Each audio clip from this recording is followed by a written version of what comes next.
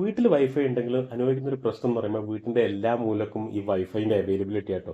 ഞാൻ ഈ വൈഫൈ വെച്ചിരിക്കുന്ന ഫസ്റ്റ് ഫ്ലോറിലാണ്. ഞാൻ അനുഭവിക്കുന്ന പ്രശ്നം എന്ന് പറയുമ്പോൾ എനിക്ക് തൊട്ട് താഴെയുള്ള ഒരു മുറി കിട്ടും, ബാക്കിയുള്ള ലൊക്കേഷൻസ് ഒന്നും അവൈലബിൾ അല്ല. ഇതാണ് യൂട്യൂബ് ഓപ്പൺ ചെയ്താലുള്ള പ്രധാന അവസ്ഥ കേട്ടോ. അങ്ങനെ ഞാൻ തപ്പിപ്പിടിച്ച് വൈഫൈ എക്സ്റ്റൻഡർ വാങ്ങി, ആമസോണിനാണ് വാങ്ങിയത് കേട്ടോ.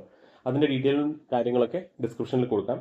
ഈ സാധനം ഇൻസ്റ്റാൾ ചെയ്യേണ്ട കാര്യങ്ങളോ എങ്ങനെയാണ് ചെയ്യേണ്ട കാര്യങ്ങളോ ഒക്കെ ഡീറ്റെയിൽഡ് മെൻഷൻഡ് ആണ് കേട്ടോ. ഇപ്പം ആൻഡ്രോയിഡ് ആണെങ്കിലും ഐഫോൺ യൂസേഴ്സിനാണെങ്കിലും ഈ ഒരു ആപ്പ് ഇതിൽ സ്കാൻ ചെയ്ത് ഈ ആപ്പ് ഇൻസ്റ്റാൾ ചെയ്യലാണ് ഫസ്റ്റ് ഇതായിട്ട് വരുന്നത്. അതവിടെ ഇൻസ്റ്റാൾ ചെയ്യാൻ ഇട്ടതിന് ശേഷം നമുക്ക് ഈ ബോക്സിന്റെ അകത്ത് എന്തൊക്കെയാണ് ഉള്ളത് നോക്കാം കേട്ടോ. ഈ ബോക്സിന്റെ അകത്ത് നോക്കുകയാണെങ്കിൽ ഫസ്റ്റ് ഓപ്പൺ ചെയ്തപ്പോൾ ക്വിക്ക് ഇൻസ്റ്റലേഷൻ ഗൈഡിന്റെ ഫുൾ ഡീറ്റെയിൽസും കാര്യങ്ങളും കൊടുത്തിട്ടുണ്ട്. ഇതാണ് ആ ഡിവൈസ്. ശരിക്കും പറഞ്ഞൊരു ഓൾ ഔട്ടോ അല്ലെ ഗുഡ് നൈറ്റിന്റെ അത്രയും വലിപ്പം വരുന്നുള്ളൂ കേട്ടോ സാധനം. അതിന്റെ ഉള്ളിൽ കൂടാതെ വേറെ പ്രത്യേകിച്ച് കാര്യങ്ങളോ ഒന്നുമില്ല, ഇത്ര മാത്രമേ ഉള്ളൂ. ഇത് ജസ്റ്റ് റിമൂവ് ചെയ്യുക, പ്ലഗ് ഇൻ ചെയ്യുക, യൂസ് ചെയ്യുക എന്നൊരു കൺസെപ്റ്റ് ആട്ടോ.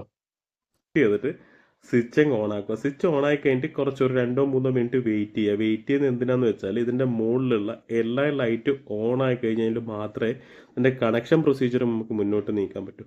ഈ എല്ലാ ലൈറ്റും ഓൺ ആയി കഴിഞ്ഞാൽ ഇത് ആക്ടിവേറ്റ് യുവർ TP ലിങ്ക് എന്ന് പറഞ്ഞ് ആപ്പിലേക്ക് ഡീറ്റെയിൽസ് വരും. അപ്പം മെയിൽ വഴിയും ഡീറ്റെയിൽസും കാര്യങ്ങളൊക്കെ അടിച്ചു കൊടുത്തു കഴിഞ്ഞാൽ അതിൻ്റെ ആക്ടിവേഷൻ പ്രൊസീജിയർ ആ രീതിയിൽ തന്നെ അങ്ങോട്ട് മുന്നോട്ട് നീങ്ങും.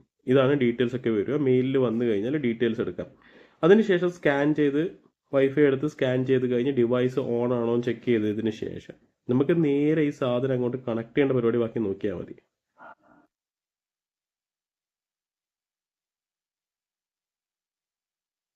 സോ ആദ്യം ചെയ്യേണ്ടത് എന്താണെന്ന് വെച്ചാൽ നമ്മൾ വൈഫൈനെ ഈ ഡിവൈസുമായിട്ട് കണക്ട് ചെയ്യാം. കണക്ട് ചെയ്ത് കഴിഞ്ഞാൽ കുറച്ച് സെക്കൻഡ് എടുക്കും, അത് നേരെ കണക്ട് ആവും. കണക്ട് ആയി കഴിഞ്ഞാൽ നിങ്ങളുടെ വൈഫൈൻ്റെ ഡിവൈസിൻ്റെ പേര് എന്താണോ ആ പേരിൻ്റെ സൈഡിൽ EXT എക്സ്റ്റൻഷൻ എന്ന് പറഞ്ഞൊരു സാധനമായിട്ട് വരും.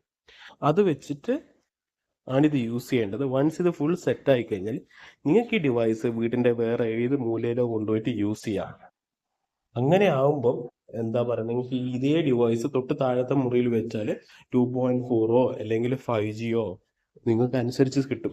അപ്പം ഈ ഒരു അവൈലബിലിറ്റീൻ്റെ ഒരു ഇഷ്യൂ, നെറ്റ്വർക്കിൻ്റെ അവൈലബിലിറ്റി ഒരു ഇഷ്യൂ കംപ്ലീറ്റ് ആയിട്ട് ടേക്ക് ഓവർ ചെയ്യാൻ പറ്റും കേട്ടോ.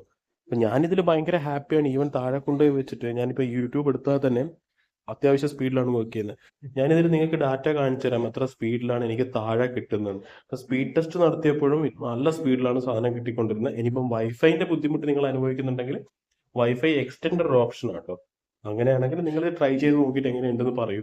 അപ്പം thanks for watching combo explorer. Take care, by.